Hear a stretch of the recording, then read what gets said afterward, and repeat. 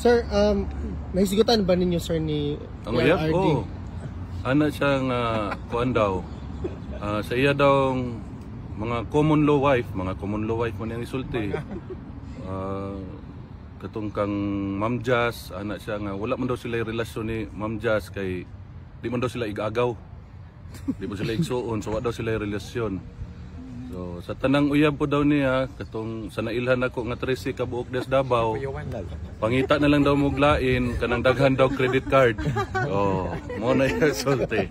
So doon sa pa bahin sa uyab sa common law wife unsa man. Sir, kanang mga tanan ko nahisigutan ba ninyo ang kanang developments sa case ni VP Inday? Impeachment. Nagsiguro sa pangutana kung si Inday nga gadto ba daw Davao, ginasikaso ba daw pud ni Inday ang Davao. Ako ra pud ito ba nga nga si Inday gaulig Davao. Gatubang sa mga imbitasyon yang ginatubang mga tao. Mura to yung pangutanawan sa nangutana sa kaso ni Inday. Kung unsa daw ay inyong experience daw na more extended yung time diri sa Europe sir, or ni angay na mo karon sa Europe sir. Mura na gani, memorize na gani ako mga dalan diri. Oh.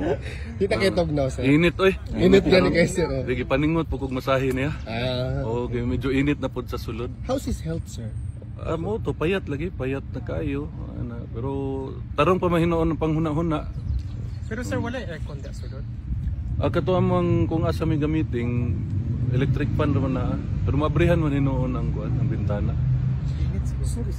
Isa pa na pa may question ma'am, basig na kung ano lang ko, last message nimo sa mga kababayan nato. Like I said sa akong mga kapwa Pilipino, salamat sa inyong suporta sa akong amahan o sa akong igsuon nga si VP Inday ug sa among pamilya. Salamat kaayo unya matudto pa ni Papa nga iyang message. Kalimti na lang daw siya, siguraduhan na lang daw inyong mga kaugalingon. Salamat. Salamat sir. Thank you sir. Thank you sir.